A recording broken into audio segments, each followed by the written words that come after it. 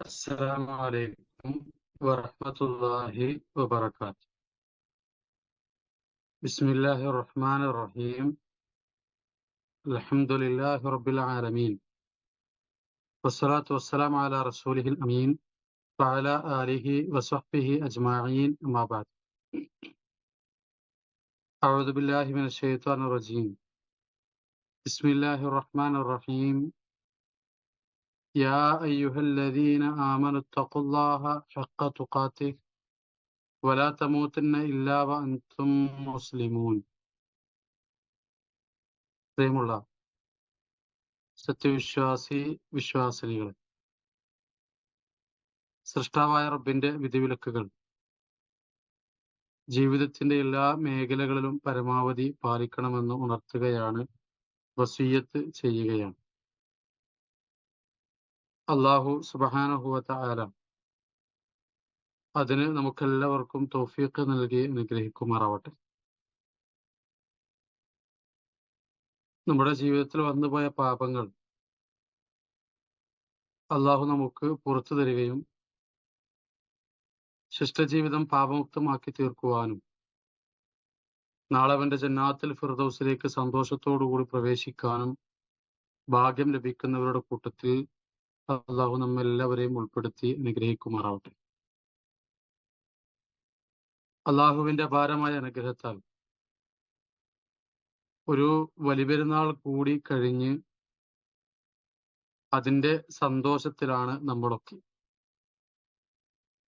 ഇബ്രാഹിം നബി അലൈഹി സ്വലാത്തു വസ്സലാമിന്റെ ത്യാഗപൂർണമായ ജീവിതവും റസൂലുള്ളാഹി സ്വല്ലല്ലാഹു അലൈഹി വസല്ലമയുടെ ഹജ്ജുമൊക്കെ നമ്മുടെ മനസ്സിൽ നിറഞ്ഞു നിൽക്കുന്ന ഒരു സമയമാണിത്. ഈ ഒരു സമയത്ത് നമ്മൾ മനസ്സിലാക്കേണ്ട ഒന്ന് രണ്ട് കാര്യങ്ങൾ. ഒന്ന്, പ്രവാചകൻ സ്വല്ലല്ലാഹു അലൈഹി വസല്ലമ 14 നൂറ്റാണ്ടുകൾക്ക് മുൻപ് ഇതുപോലെ ഒരു ഹജ്ജ് നിർവഹിച്ചത് ചരിത്രത്തിൽ രേഖപ്പെടുത്തപ്പെട്ടതാണ്. അവിടെ വെച്ച് പ്രവാചകൻ സ്വല്ലല്ലാഹു അലൈഹി വസല്ലമ ഏറെ ശ്രദ്ധേയമായൊരു പ്രഭാഷണം നിർവഹിക്കുന്നുണ്ട്. ചരിത്രത്തിൽ വിടവാങ്ങൽ പ്രസംഗമെന്നും ഹജ്ജത്തുൽ വദാ എന്നൊക്കെ അറിയപ്പെടുന്ന പ്രസംഗമാണ്. പ്രവാചകൻ സ്വല്ലല്ലാഹു അലൈഹി വസല്ലമ പ്രസംഗം ആരംഭിക്കുന്നത് ഒരു വാചകം വെച്ചിട്ടാണ്. പ്രവാചകൻ സ്വല്ലല്ലാഹു അലൈഹി വസല്ലം പറയാണ്, ലഅല്ലി ലാ അൽഖാക്കും ബഅദ ആമി ഹാദാ. തന്റെ മുന്നിൽ കൂടിയിരിക്കുന്ന പ്രവാചകന്റെ സ്വഹാബത്തിനോട് റസൂലുള്ളാഹി പറയാണ്, ലഅല്ലി ലാ അൽഖാക്കും ബഅദ ആമി ഹാദാ. സ്വഹാബ, ഈ വർഷം കഴിഞ്ഞാൽ അടുത്ത വർഷം ഇവിടെ നമ്മൾ ഒരുമിക്കുമ്പോൾ ഒരുപക്ഷെ നമ്മൾ കണ്ടുമുട്ടണം എന്നില്ല എന്ന് പ്രവാചകൻ സ്വല്ലല്ലാഹു അലൈഹി വസല്ലമ സ്വഹാബത്തിനോട് പറയാണ്.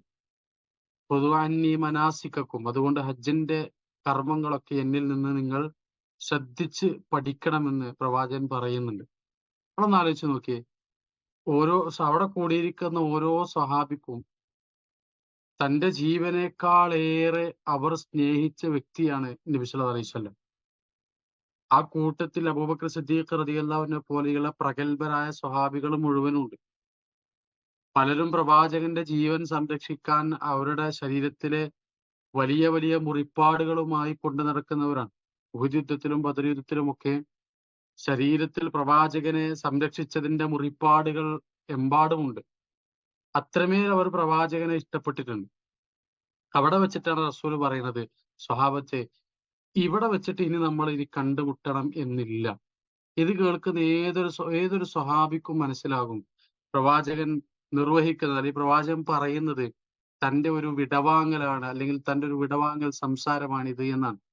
അതുകൊണ്ടാണ് ആ ഹജ്ജിന്റെ ഇടയിലാണ് സൂറത്തുൻ നസ്ർ അവതരിക്കുന്നത്. അവിടെ ഇദാ ജാ നസ്റുല്ലാഹി വൽ ഫത്ഹ് വറഅയ്ത അന്നാസ യദ്ഖുലൂന ഫീ ദീനില്ലാഹി അഫ്വാജ. ഈ സൂറത്ത് ഇറങ്ങുന്ന സമയത്ത് പ്രവാചകൻ സ്വഹാബത്തിനെ ഓതി കേൾപ്പിക്കുന്നുണ്ട്. പ്രവാചകൻ സ്വല്ലല്ലാഹു അലൈഹി വസല്ലം അത് ഓതി കേൾപ്പിച്ചിട്ട് അവിടുന്ന് അവരൊക്കെ പരസ്പരം ചോദിക്കാണ്, എന്താണ് സ്വഹാബത്ത് പിൽക്കാലത്ത് പറയുന്നുണ്ട്, ആ ആയത്ത് ഇറങ്ങുമ്പോ എന്താണ് മനസ്സിലായത്?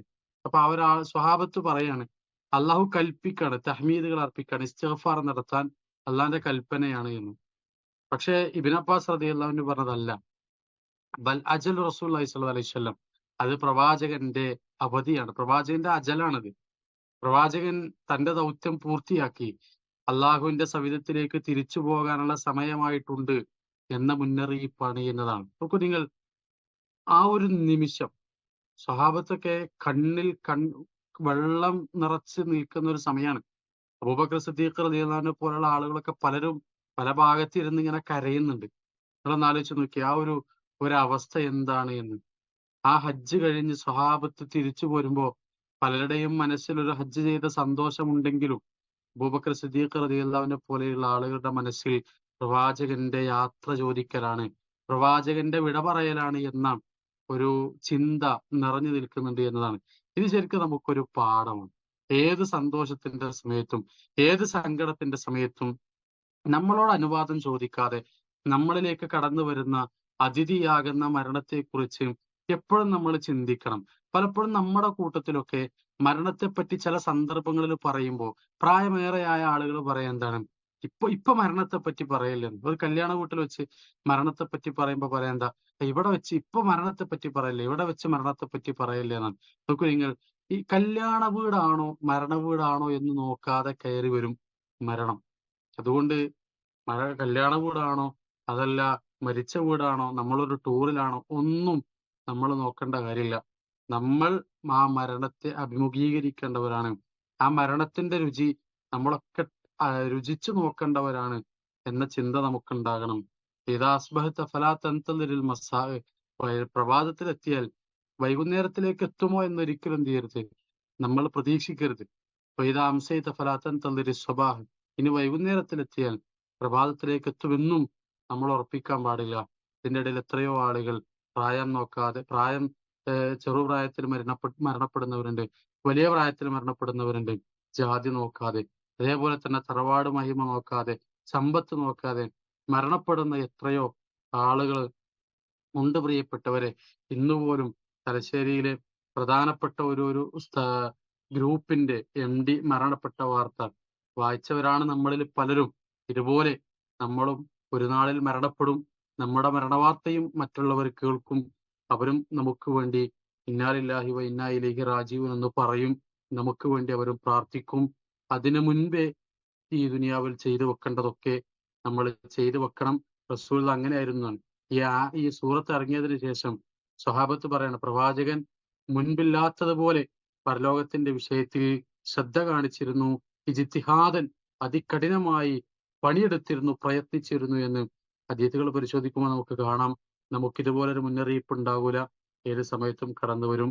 അതുകൊണ്ട് ഓരോ സമയവും ഓരോ കർമ്മം നമ്മൾ ചെയ്യുമ്പോഴും ചെയ്യാനുള്ള ഓരോ അവസരങ്ങൾ മുമ്പിൽ വരുമ്പോഴും നമ്മൾ മനസ്സിലാക്കേണ്ടത് അടുത്ത പ്രവർത്തനത്തിന് എനിക്ക് അവസരം ഉണ്ടാകൂല, അടുത്ത നിമിഷത്തിൽ ഞാൻ ഈ കർമ്മം ചെയ്യാൻ, അല്ലെങ്കിൽ അടുത്തൊരു നിമിഷത്തിലേക്ക് ഞാനില്ല എന്നതാണ്.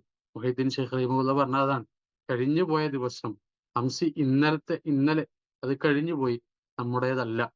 ഗദൻ, നാളെ അത് വരാനുള്ളതാണ്. അത് വരുമോ ഇല്ലേ അറിയില്ല നമുക്ക്. അതുകൊണ്ട് പ്രസന്റ് ടൈം, ഈ കറന്റ് ടൈം അതാണ് നമ്മുടേത്. ആ സമയത്തെ ക്രിയാത്മകമായി ഉപയോഗപ്പെടുത്താൻ നമുക്ക് സാധിക്കണം. അല്ലാഹു സുബ്ഹാനഹു വ തആല അതിന് നമുക്ക് എല്ലാവർക്കും തൗഫീഖ് നൽകി അനുഗ്രഹിക്കുമാറാവട്ടെ. നമ്മുടെ ജീവിതത്തിൽ വന്നുപോയ എല്ലാ പാപങ്ങളും അള്ളാഹു നമുക്ക് വിട്ടുപുറത്ത് മാപ്പാക്കി തരുമാറാവട്ടെ. ശിഷ്ടകാലം തിന്മയിൽ നിന്ന് വിട്ടുനിന്ന് നന്മയിൽ അധിഷ്ഠിതമായ ഒരു ജീവിതം നയിക്കാൻ റബ്ബ് നമുക്ക് തൗഫീഖ് നൽകി അനുഗ്രഹിക്കുമാറാവട്ടെ.